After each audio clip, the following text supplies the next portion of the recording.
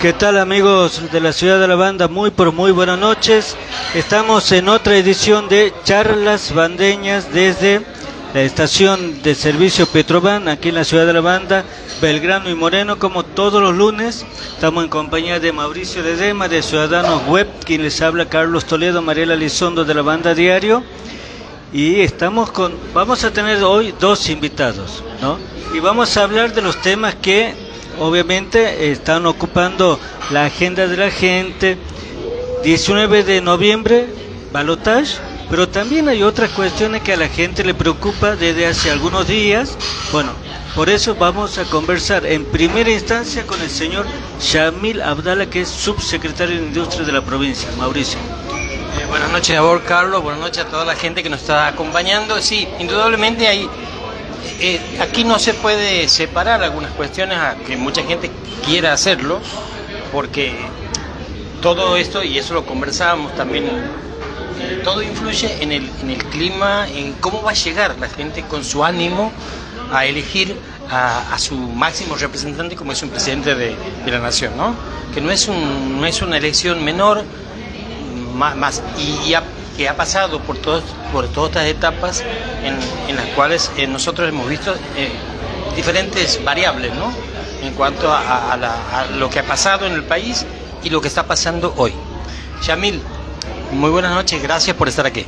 No, gracias a ustedes, Mauricio, Carlos. Realmente un gusto reencontrarnos. Hace rato que no charlábamos y la verdad que aprecio mucho la invitación. A través de ustedes saludo a toda la audiencia. La primera pregunta, ¿sigue siendo bandeño? Totalmente, como siempre. Y siempre cerca de aquí, porque como vivo aquí a la vuelta, así que no he venido andando en auto, nada, he venido a pie nomás a la entrevista. Bueno, contanos tu mirada, tu evaluación de esta última elección del día 22. Bueno, estamos viviendo, ¿no? Todavía un proceso electoral y político bastante atípico.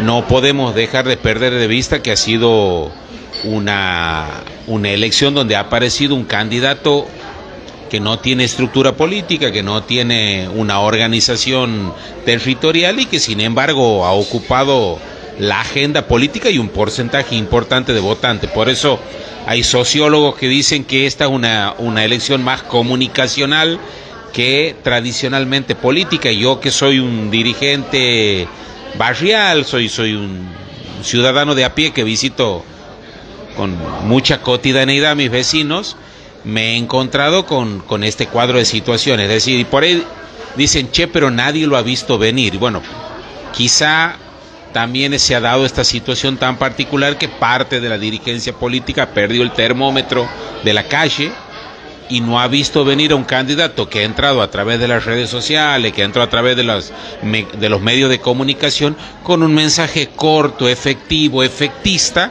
que ha confundido en algunos casos. Esto sí debo decir, había mucha gente confundida con las propuestas que hacía, pero que sin ningún lugar a duda ha generado una tensión bastante importante, ¿no? Yamil, hablas de confusión y quiero que nos hagas un análisis de qué es lo que pasó aquí en la ciudad de la banda, concretamente en agosto, cuando fueron las PASO, y luego en octubre, cuando fueron las generales hace exactamente una semana. ¿Qué es lo que cambió? Porque en las PASO, como bien lo has explicado, aparece un candidato que se apareció, pero que nadie lo vio venir. Pero después, ¿por qué se ha dado, no, otra forma de votar en octubre? Si me puedes explicar cómo ha sido el comportamiento del electorado aquí en la banda. Porque hemos salido a hablar con la gente, porque hemos cumplido nuestro rol de militantes políticos y hemos salido a hablar con la gente y a explicar de qué se trataba la propuesta. A ver, había propuestas de dolarización, había propuestas de modificar el sistema educativo, había propuestas de modificar el sistema de salud. Entonces hemos salido a la gente a explicarles y después la gente, cada una hace su balance y sabe si realmente esta nueva propuesta, esta nueva oferta que había en la contienda política les resultaba favorable o atractiva. Lo que yo veo es que cuando la gente ha tomado real conocimiento de que la propuesta libertaria era lo que verdaderamente era, yo creo que la gente ha decidido volver a votar con mucha más conciencia, que en las PASO no perdamos de vista que nosotros estamos pasando una situación económica complicada, con un escenario desafiante, con una inflación creciente, y eso ha generado, bueno, una insatisfacción en la gente, una inquietud, ¿por qué no decir un enojo? Hay gente que está enojada y ese enojo se lo ha visto en las PASO. La gente ha hecho saber su disconformidad, pero después ha analizado la propuesta, y los dirigentes que hemos militado y hemos estado en los barrios, hablando en los patios de las casas, en los aleros o abajo de un árbol con los vecinos, hemos podido hacer llegar un mensaje que creo que ha posibilitado que en esta elección del 22 de octubre tengamos un número absolutamente diferente, ¿no? Esto está vinculado a lo que habías dicho en la primera parte, en que los dirigentes políticos habían perdido el termómetro de lo que es la sensibilidad o las necesidades de la gente en cuanto a un proyecto político. Me da la impresión de que también la dirigencia política tiene que también tener su responsabilidad en ese sentido, que como vos creo que lo analizabas en ese momento, estaba un poco alejado de la gente. ¿Puede ser? Es que creo que nuestro deber como militantes políticos es también hacer autocrítica y saber que quizás no hemos estado de la manera que la situación ameritaba, o escuchando a la gente de la manera que la gente necesita ser escuchada, y eso ha producido, como les decía al principio, esta aparición sorpresiva que ha impactado mucho más de lo que pensábamos, y creo que mucho más de lo que pensaban desde ese mismo espacio político del libertario, porque en lo particular pienso que los primeros grandes sorprendidos han sido ellos. Después creo que hemos sido el resto del arco político. Pero a ver, esa es la oportunidad que nos da la democracia. La democracia nos da la oportunidad de que la primaria es una preparación hacia el proceso final, y hoy estamos en el camino a una segunda vuelta, a un balotaje, en donde claramente hay dos candidatos, pero básicamente dos modelos de país, ¿no? ¿Cómo ves las perspectivas para el 19, más allá de los deseos personales? Bueno, yo creo que realmente en el caso de la banda va a acompañar de muy buena manera al candidato de Unión por la Patria. El Frente Cívico es un espacio de convergencia política que yo me honro en integrar, y creo que conjuga esta idea de que tenemos que ir por un camino de unidad y en paz, sin perder de vista los problemas que tenemos y sin perder de vista que hay que empezar a trabajar en los problemas que tenemos. En ese aspecto yo creo que la opción de Unión por la Patria es una opción de no desandar un camino ya transitado, en un camino industrialista, en un camino de cuidar el mercado interno, un camino de una mirada social, pero que tenemos una agenda de temas para resolver que tienen que ver con lo macroeconómico y lo microeconómico también del ciudadano de a pie y cotidiano, en donde hay una cuenta pendiente para resolver, y en eso creo que es la opción que mejor conjuga el futuro que se viene. Y creo que la gente lo está entendiendo, y creo que mayoritariamente la Argentina y la política van a terminar acompañando esta perspectiva. Yamil, en la última elección de hace una semana, más o menos, ¿qué porcentaje de votos sacó Unión por la Patria a través del Frente Cívico aquí en La Banda? Bueno, aquí en La Banda estamos hablando de los tres circuitos. La Banda en el 60% de los votos. Habíamos tenido el 43% en las PASO, o sea, había un crecimiento importante. Y en diputados nacionales el Frente Cívico ha tenido una performance muy destacada, ¿no? hemos superado el 80% de los votos, por eso es que los 4 diputados nacionales van a ser del Frente Cívico.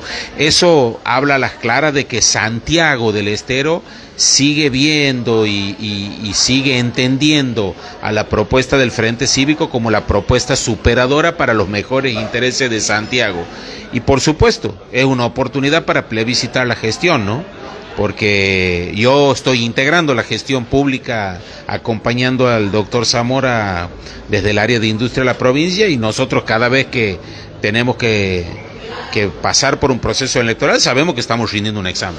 Y creo que todos los sectores lo hacen. Nosotros aquí, por ejemplo, en la banda, compartimos en la boleta el mismo candidato a presidente con el Frente Renovador. El Frente Renovador también tenía una lista de candidatos a diputados, ha tenido un número bastante bajo, pero bueno, eso forma parte del análisis que tendrá que hacer el espacio político del Frente Renovador, que sentirá que su gestión también está siendo plebiscitada y seguramente le permitirá reconducir y reprogramar ciertas cosas que han hecho que el ciudadano no acompañe fuertemente la propuesta. Claro, decíamos al inicio del programa de que vamos a hablar de todo un poco, y hay cuestiones que no ineludibles, como es la falta de combustible, y hablabas de la gestión, en este caso desde la Subsecretaría de Industria, del gobierno de la provincia, gestiones. ¿Cómo ha hecho el gobierno de la provincia, el área a la que vos perteneces, ha gestionado para que este problema de abastecimiento se trate de solucionar? Si bien es cierto, no es un problema exclusivo de la provincia, pero me imagino que también se han visto afectados de repente por obras, el traslado de agua a alguna localidad, en fin, las diversas cuestiones que también hace al funcionamiento de un gobierno. ¿Han hecho alguna gestión? ¿Se han comunicado con algunas empresas petroleras? Contanos un poquito y qué se vislumbra, porque el gobierno nacional dijo: si hasta el martes a las 0 horas no hay un abastecimiento completo, vamos a tomar medidas drásticas, como por ejemplo prohibir la exportación de petróleo en barco, ¿no? Por supuesto. Contanos un poquito cómo está la situación hoy. Bueno, es un proceso el de esta falta de combustible que seguimos con mucha atención como gobierno. Quiero decirles que en esta ocasión se ha dado de una manera atípica, porque si ustedes recuerdan, hace unos meses tuvimos un proceso breve pero parecido, pero con el gasoil. En este caso el impacto con el gasoil fue menor, gasoil se conseguía más, pero en esta oportunidad la nafta fue el problema. El sistema del mercado de combustible tiene varias áreas. Una es la producción y refinación propiamente dicha, y después está el sistema de distribución. Lo que ha habido claramente es alguna desconexión en el sistema de 48, 72 horas previa a la elección, donde no han funcionado adecuadamente el sistema de distribución, y eso ha producido que el sistema, voy a utilizar un término para que la gente de a pie lo entienda, se descargue, y después volver a esa línea a alimentarla lleva tiempo. Y también puede haber algún problema de volumen de refinación, que es lo que se está hablando con las petroleras, y el actual ministro de Economía ha hecho públicas declaraciones sobre esa cuestión, y en eso quiero decirles, el gobernador de la provincia todas estas situaciones las toma en persona. En la crisis que les digo del gasoil, él en persona estaba en contacto con la Secretaría de Energía de la Nación. En ese momento hubo un compromiso de que no le iba a faltar gasoil al interior. Era triste saber que Capital, provincia de Buenos Aires, no tenía problema de gasoil, y sí teníamos nosotros, que estábamos en medio de una cosecha y demás. Esta vez el problema lo vemos en la televisión, está en Capital, está en provincia de Buenos Aires y está en la mayor parte del país. Quiere decir que este problema ha sido más generalizado, porque les digo, no es un solo factor el que está incidiendo, es un problema sistémico que tiene mucho que ver con la distribución. ¿Hay un trasfondo político en esta cuestión, en estas decisiones? Yo no estaría en condiciones de asegurarlo, pero sí les voy a decir algo que es hay que tomarlo como una regla de valor, ¿no? Todos los procesos políticos son permeables a los movimientos económicos y a las decisiones que se toman en materia económica. La economía se permeabiliza de tal manera con los procesos políticos que todo empieza a tener que ver con todo. Muchas veces las decisiones empresarias se frenan, se ralentizan o se postergan, y muchas veces los movimientos económicos o los giros económicos habituales, como lo son el mercado del combustible, tienden también a tener fluctuaciones. No podemos no perder de vista que una parte importante del país hablaba que después de la elección del 22 de octubre iba a haber un lunes negro, cosa que no ha sucedido. Ya estaba instalado el tema. Sí, prácticamente, digamos, había mucha gente esperando que reviente algo que nunca reventó. Es más, había un valor del dólar blue estratosférico. Hoy estamos con un dólar blue de casi 250 pesos menos del que se manejó previo a la elección, y no reventó nada. Sí tenemos las complicaciones de los ciudadanos de a pie, que hoy tienen que esperar un rato largo para cargar combustible, pero lo que parecía que iba a ser el nuevo cataclismo de la República Argentina no sucedió, y el resultado electoral que hubo fue el resultado más sensato que este país podía esperar, una propuesta previsible, coherente, con un sustento, digamos, desde lo político y desde lo estructural, y no la aventura mesiánica esta que nos plantean de que hay que romper todo para empezar de vuelta. Yo creo que tenemos que arreglar lo que hace falta arreglar y no romper más nada. Yamil, hoy a la mañana al mediodía, el ministro Massa manifestó que en caso de que Milei llegue a la presidencia, el combustible, la nafta, estaría alrededor de los 800 pesos el litro. La pregunta es si actualmente el valor del combustible, sea gasoil, nafta, en cualquiera de sus variables, ¿es el correcto o está muy atrasado en comparación? Porque salió la información de que en valor dólar, por ejemplo en Uruguay, estaba un dólar con 80. Un dólar 80. Y que aquí en Argentina estaba alrededor de los 91 centavos. Vuelvo a repetir la pregunta, ¿es el precio adecuado o está muy atrasado? La verdad que muy buena pregunta, Carlos, y te voy a responder con la mayor, digamos, con el análisis más lógico. En todos los procesos económicos estructurales que como el que está atravesando la Argentina, donde se dan profundas distorsiones en los costos relativos, aparecen en cierto momento artículos que cuando uno analiza el precio parece que no tiene lógica comparativa. Yo, por ejemplo, conversaba con ustedes hace un rato en off y lo compartimos con la audiencia, que no resulta lógico en términos industriales que un litro de nafta cueste lo mismo que medio litro de agua mineral, o un litro de leche en relación a un litro de gaseosa de marca o de un litro de cerveza de marca comercial. Hay algo que en los precios relativos empieza también a tener alguna distorsión y que también puede incidir para que ese mercado tenga algún comportamiento inestable. No tenemos que dejar de perder de vista ese tema y no tenemos que hoy, digamos, desmerecer que esa situación también es un tema a resolver, ¿no? El famoso control de precios que cada tanto se anuncia, ¿en la práctica se realiza? ¿Se puede modificar lo que acabas de decir? Bueno, los controles de precio que se han hecho, se han instrumentado a través de las direcciones de comercio de las provincias y monitoreadas por el Ministerio de Economía de la Nación. Lo que uno accede es que hay un volumen importante de productos, pero no es todo lo que regula, no es todo lo que muestra el mercado. Es decir, son maneras de contener una inflación que nos preocupa, que golpea cotidianamente a la gente, y el control de precio trata de aminorar ese impacto en la ciudadanía, en el ciudadano de pie, que cuando concurre a adquirir los bienes, sobre todo los de primera necesidad, encuentra alguna alternativa que le permite adquirir a menor precio. Pero no es más que un paliativo, eso tenemos que ser conscientes, es una manera de tener ciertos artículos medianamente contenidos. Sabemos que tiene resultado dispar, sabemos que en algunos momentos funcionan mejor que en otros momentos, pero vuelvo a decirles,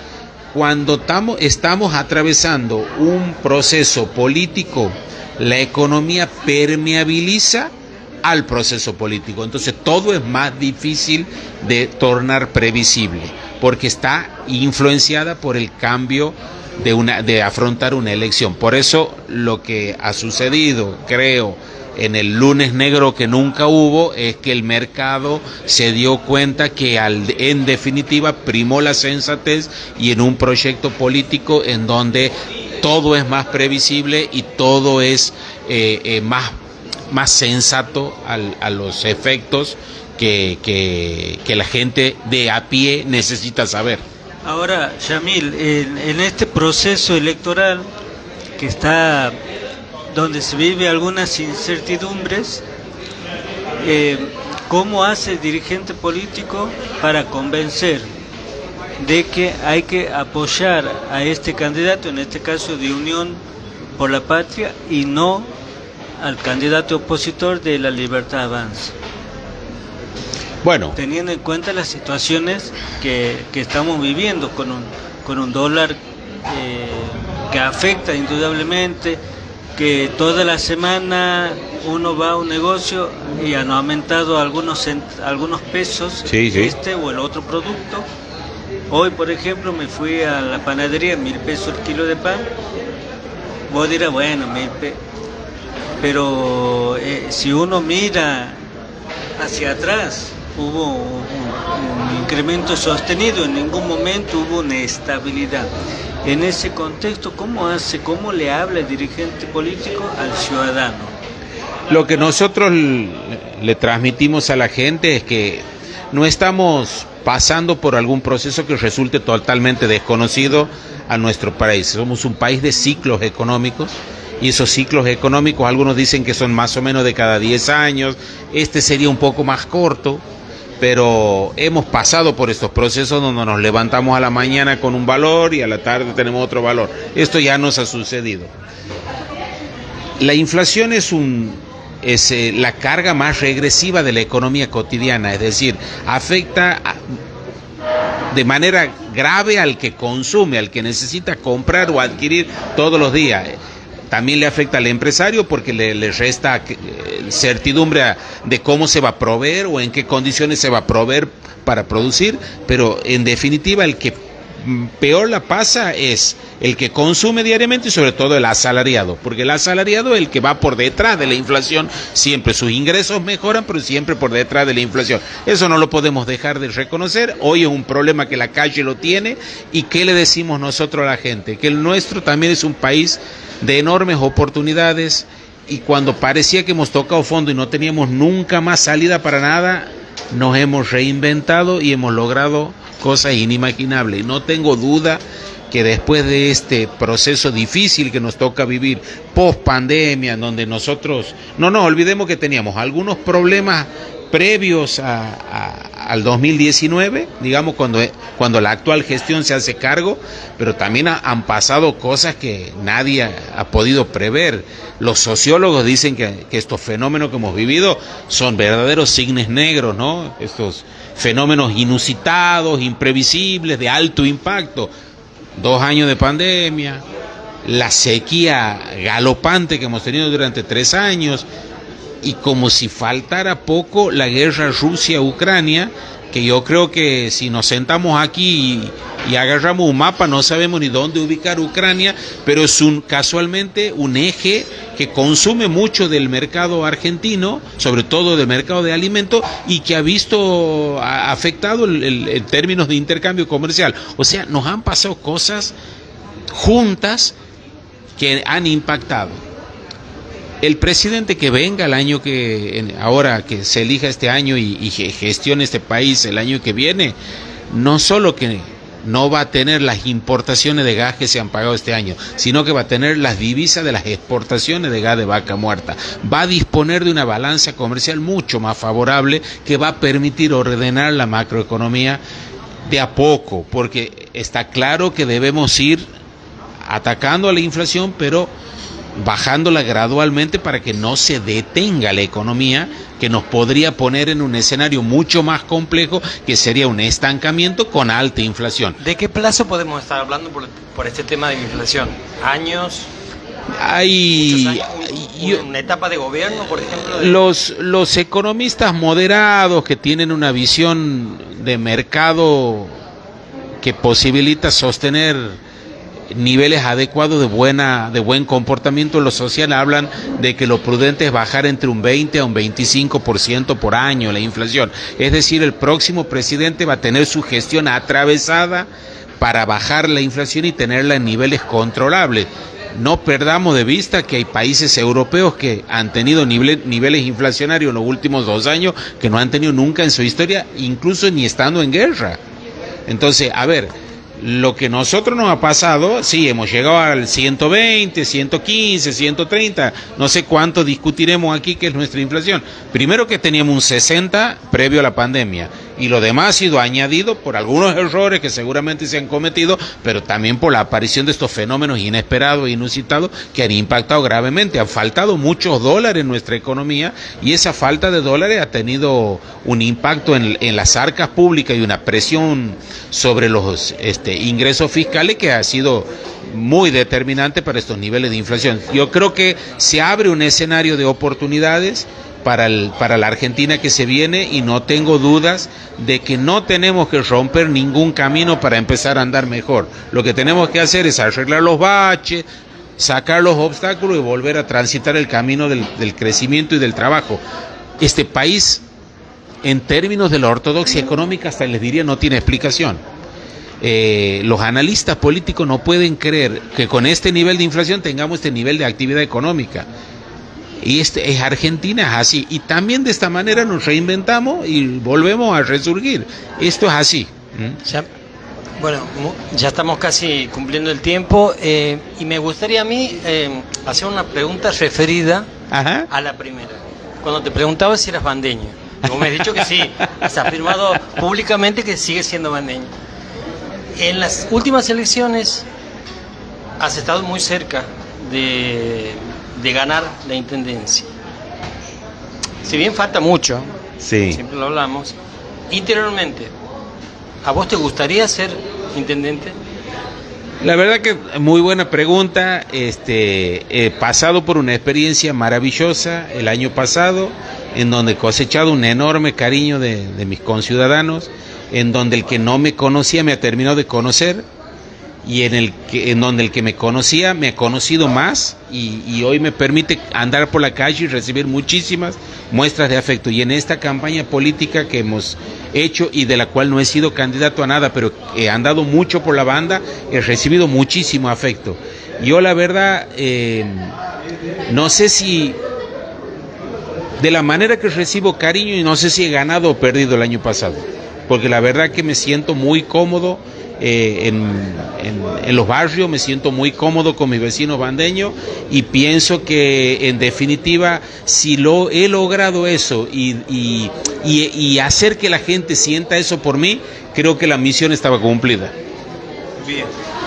Estábamos conversando con el subsecretario de Industria de la provincia, Yamil Abdala. Hemos estado hablando de todo un poquito, desde la estación de servicio de Petroban, aquí en Belgrano y Moreno, en la ciudad de La Banda. Agradecemos a las autoridades, mientras vemos que se ha normalizado, ¿no? Hace aproximadamente media hora, 40 minutos que ya se está volviendo a cargar combustible. Ya hablamos de eso, combustible,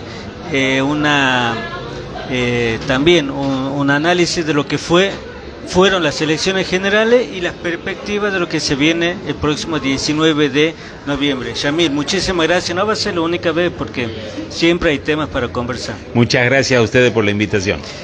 Cuando regresemos vamos a seguir conversando de política, en este caso con el actual intendente de La Banda, Roger Neriani. Pausa y regresamos.